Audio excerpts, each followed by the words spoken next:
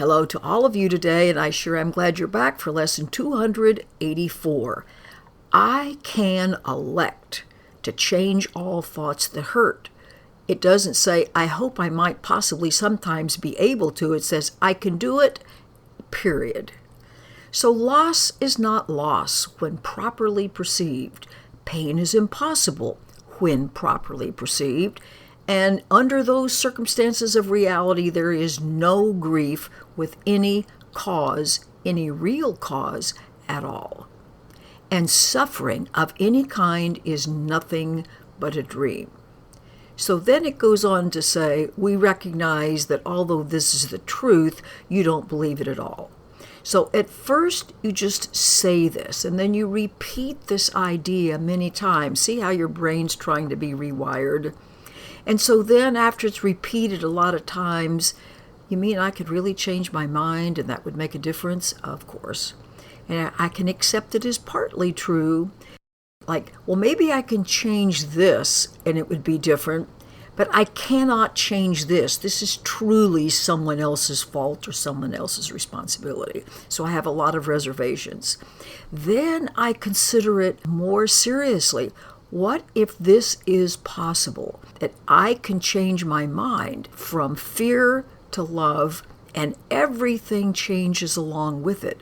More and more, I really regard that as a possibility, and finally, I accept this as this is the way it is. This is the truth. I can and must elect to change all fear-driven thoughts, all judgmental thoughts that are hurting me. And I'm going to go beyond these words today, past all my reservations, like, well, maybe it applies here, but not there, and arrive at full acceptance of the truth in them. You and I have the power and the ability and the know-how simply to change our minds about all of the things that now hurt us. We're the ones who are the authors of our hurt, no matter what kind it is. So our prayer goes, Father, what you have given and what you have created cannot hurt.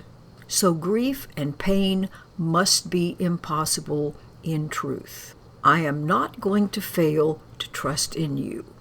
Just let me not fail to trust in you. I don't want to fail to trust in you today, and I want to accept only the joyous as your gifts, accepting only the joyous as the truth.